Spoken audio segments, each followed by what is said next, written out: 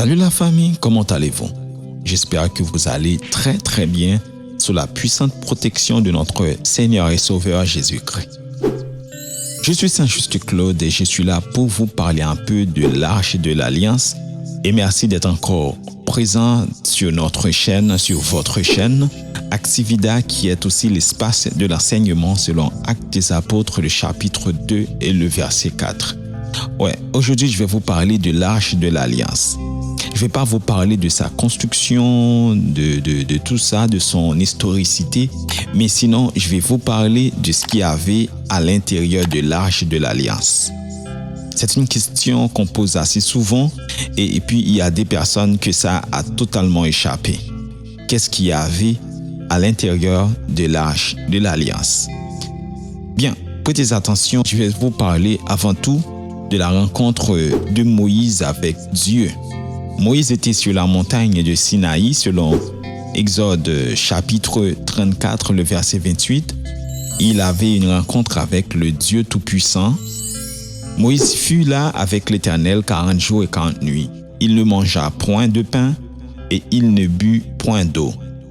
Et l'Éternel écrivit sur les tables les paroles de l'Alliance, les 10 paroles, ou encore les 10 commandements selon Deutéronome chapitre 4 et le verset 13, où il est dit « Il publia son alliance qu'il vous ordonna d'observer les 10 commandements, et il les écrivit sur 2 tables de pierre. » Mes chers amis, je dois vous rappeler formellement que Moïse n'a jamais écrit les 10 commandements.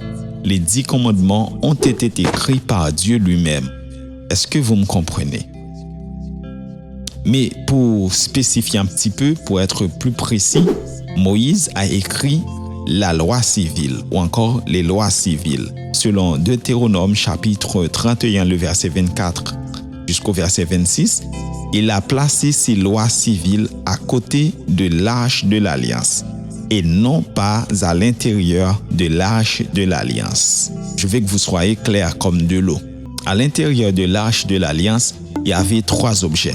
Il y avait premièrement les tables de pierre qui contenaient les 10 commandements écrits par Dieu. Selon Exode 34, le verset 28. Il y avait premièrement les 2 tables de pierre. Ces 2 tables de pierre, c'est une figure de Jésus parce que Jésus est le rocher des siècles. Bien, deuxièmement, dans l'Arche de l'Alliance, il y avait la Vierge d'Aaron, le sacrificateur, le grand prêtre. Bon, je vais vous parler un petit peu de l'histoire. Cette histoire se trouve dans Nombre chapitre 17, du verset 1er jusqu'au verset 10. Il y avait un petit conflit, bon, c'est pas un petit conflit, sinon il y avait un grand conflit entre la tribu de Lévi et les autres tribus. Les chefs de famille, ils voulaient être chefs, tout ça. Donc, ils voulaient prendre la place de Moïse et d'Aaron pour gérer le peuple, si je peux le dire comme ça. L'Éternel avait parlé à Moïse de prendre toutes les verges de tous les chefs de famille et d'écrire le nom de chaque tribu sur la verge qui l'appartenait. Et Dieu avait demandé d'écrire le nom de Lévi sur la verge d'Aaron. Vous savez que les sacrificateurs appartenaient à la tribu de Lévi. Et après avoir écrit les noms sur la verge, Dieu avait demandé de déposer toutes les verges dans la tente d'assignation, devant le témoignage. C'est là qu'il se rencontre avec Moïse ou avec le peuple. Bon, voici ce qui est dit dans le verset 5. « L'homme que je choisirai sera celui dont la verge fleurira. » Ça, c'était la preuve où Dieu allait choisir celui dont la verge fleurira. La verge d'Aaron était, selon la Bible, une branche d'amande. Et puis, Moïse avait fait comme l'Éternel le lui avait dit. Le lendemain, selon le verset 8, lorsque Moïse entra dans la tente d'assignation, ou bien dans la tente du témoignage, voici la verge d'Aaron pour la maison de Lévi, ou bien pour la tribu de Lévi, avait fleuri. Elle avait poussé des boutons, produit des fleurs et mûri des amandes. Et quel miracle! En 3e lieu, il y avait un vase d'or contenant la manne. Cette histoire aussi se trouve dans Exode 16, le verset 33 et le verset 34. Moïse avait ordonné à Aaron de prendre un vase d'or et d'y mettre la manne.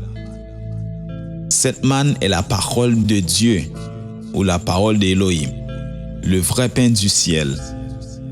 Plus tard, c'est ce qu'on allait voir dans Jean chapitre 6 du verset 32 jusqu'au verset 35. Elle aussi est devant le témoignage, selon Exode 16, le verset 34, et donc avec la loi. Dans ce cas, vous voyez qu'à l'intérieur de l'Arche de l'Alliance, il y avait ces trois objets. J'espère que vous aviez bien compris. C'était seulement la réponse à une question. Portez-vous bien. Que Dieu vous garde. Ciao.